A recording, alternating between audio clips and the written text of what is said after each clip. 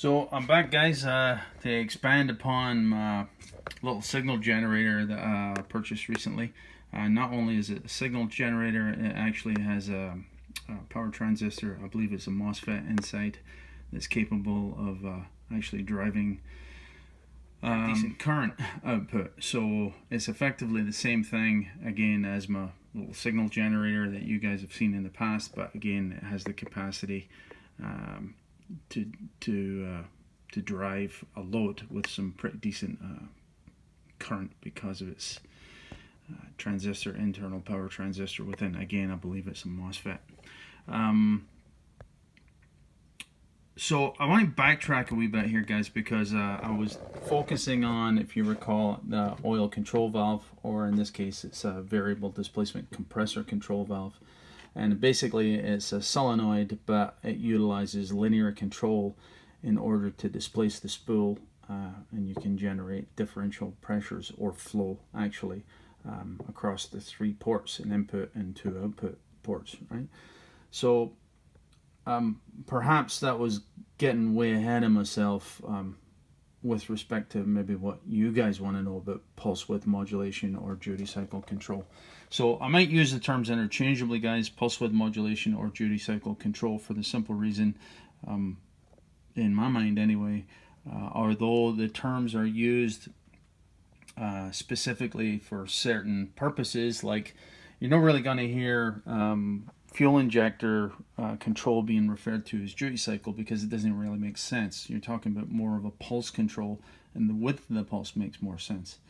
Whereas perhaps if you're talking about lighting or a fan drive, duty cycle control kind of makes more sense because it's a continuous pulse train that's driving the load, a continuous operation, as opposed to an injector, which is obviously continuous load in the sense that the car is constantly running, but very intermittent in the sense that over the span of time is a very short duration that is actually utilized in.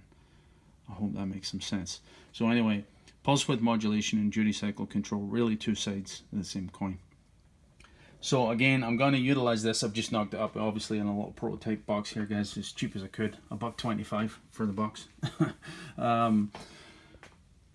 I do have another little project box that I'm going to transfer it to when I get the time. God knows when that'll be. But yeah, I'm getting way ahead of myself in the sense that perhaps I didn't really explain how useful and the utility that duty cycle control actually offers, right? So I've got a couple of examples here, and I've tried to pick loads that are going to be used in automotive applications, guys, right? Because really that's where my interests are. So just for starters, we'll look at just a light bulb, right? And how it can be used for intensity or dimming control purposes. We'll look at other loads. So I've got 12 volts here, guys, on my power supply. Unlike sometimes in the past, I've dialed it to 14 and change, 13 and change, to try and be more representative of an actual operating system in a car. I'm going to use 12 volts this time because I'm stupid and it keeps the math simple, right? And you'll see what I mean by that in just a moment. So we have a basic 12 volt feed. The way this little rig works is the output will be the same as the input, but it will be duty cycle controlled. So that is to say, there's the output frequency, 1000 hertz. Just dump the decimal if it makes it easier for you. And this is the duty cycle. So right now, the output of the rig here, which is across the lamp, by the way, is a duty cycle of 0. I'm talking about positive duty cycle here, guys, right? Don't confuse what I'm talking about here, because in most cases an engine control module will actually utilize negative duty cycle because it's controlling the ground side of the circuit, okay? In my application here, I'm set up to control the high side. So 100% duty cycle is going to translate to just about 12 volts output. There's a slight loss in the circuit here, guys, but it's not much. It's very little, in fact, right? So 100% duty cycle will represent the input voltage chopped, because that's what this basically is. Duty cycle control is basically a chopper circuit, and again, I'll show you that and explain it in just a moment. And to keep the math simple, we're using 12 volts. So 0%, you can see here, I basically have a straight line output here, guys. There is no output because it's 0%. Let me explain the minimum and maximum here. This is the minimum voltage. This is the maximum voltage. This is effective voltage, or the average voltage that we're looking at, okay? So just to keep it simple again here, let me just give you a basic demonstration.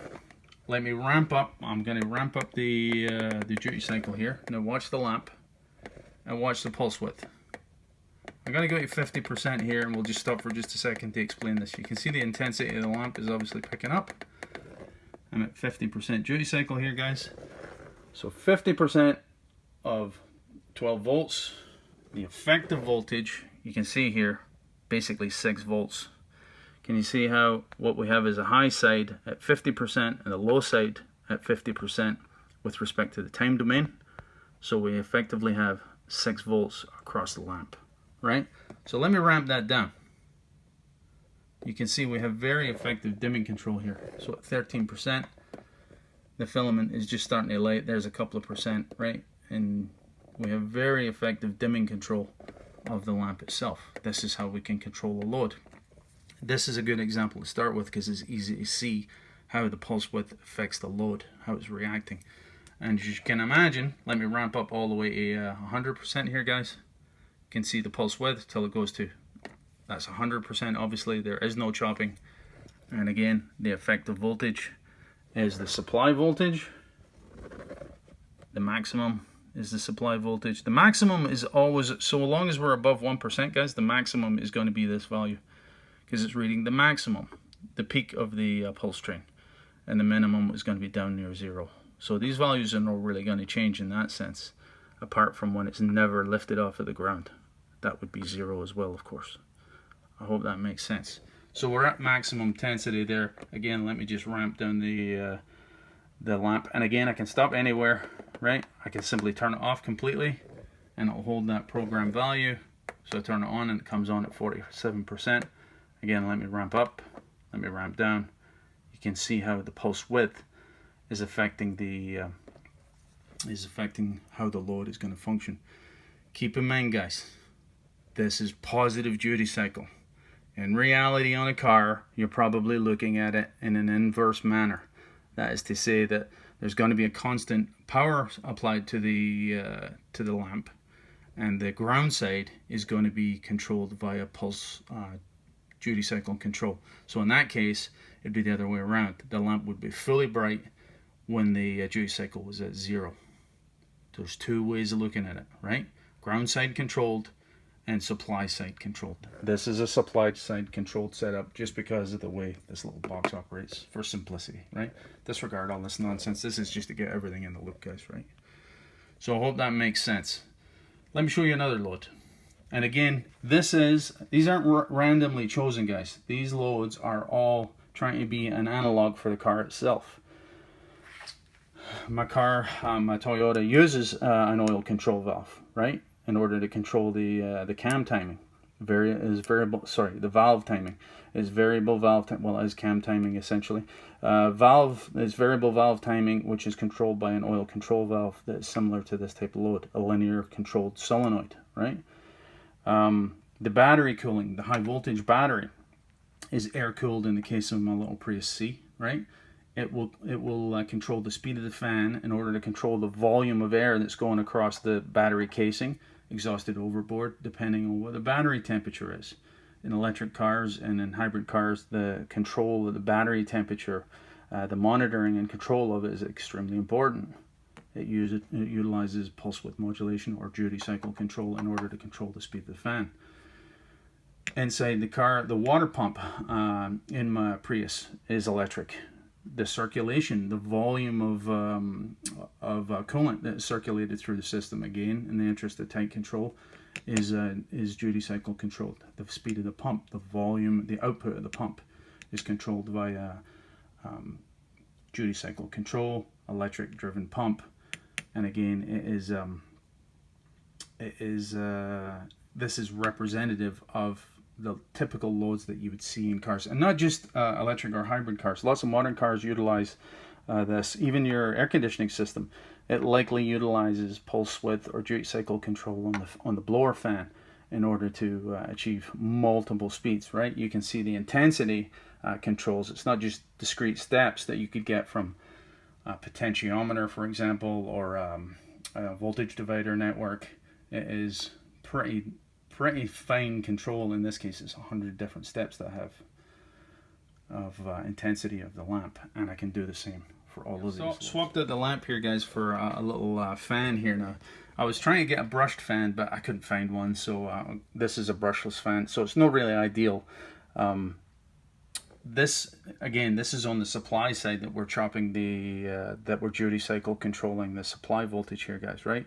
Not ideal. You have a chopped supply going into a brushless circuit board here, right? But it will suffice for demonstration purposes. Typically, the supply would be even, and the chopping would take place in the board itself. So be clear on that distinction, although I won't elaborate, right? So again, I'm at 0 here, guys, and I think you'll probably be able to hear it in addition to seeing it. It's at 3%, 4%, nothing, right? You're gonna have to overcome the inertia of the system, the drag on the system. Can you see the pulse is getting wider there? So we've got, there we go. Once it breaks the static friction of the system at 20%, we've got rotation of the fan. You can see how slow it's going, I think. So now that I've broke the static friction, I can actually ramp it down and it will continue to run. So keep that in mind. Typically, pulse width modulation systems, I think in order to come inertias over the system, typically the pulse width will be wider and then narrow once the system starts to actually operate again to overcome the inertia, the drag, perhaps the bias spring in the system. Right? And I can ramp up. Let me just go to 50% here. You can see all this, guys. Sorry about the glare. There's not much we can do about that. So there's 50%. Again, there's the effective voltage at 50% duty cycle, just around 6 volts. And you'll notice that we have a very clean square wave here, right? Again, this is a brushless system, guys. DC motors will typically have extremely low resistance, so the back EMF is what's actually regulating the amount of current in the system. Not happening here because this is a brushless system. Again, I won't elaborate on that, but you'll see why that matters in another load that's to be demonstrated momentarily here. So you can see, let me ramp all the way up.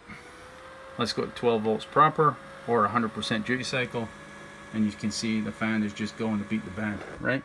There's the current draw, by the way. Perhaps I should have shown that. And again, it can be, I'll stop it completely. Back up to 100%. And this is another point I'm going to make, although I won't make it in this video, I'll demonstrate it at another time. If I was to show you the current here, I think you can imagine, especially with inductive loads, here it's down to 0 now, there's going to be quite a current spike. If you turn this on from off to on, there'll be quite a current spike with respect to the current.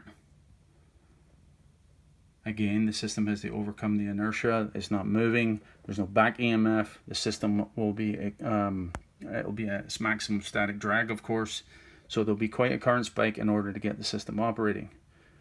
Duty cycle control can be used in order to minimize the shock loads that are applied to a system. Let me show you that on the motor here. Okay. Again, trying to represent a pump of some sort, guys. On a car, perhaps a coolant pump. This can be utilized. This is just a straightforward little 12 volt DC motor, of course, brushed, and you'll see why. You can tell it's brushed in the trace here in just a moment, right? So can you imagine, let me go all the way to 100% here for just a second, right?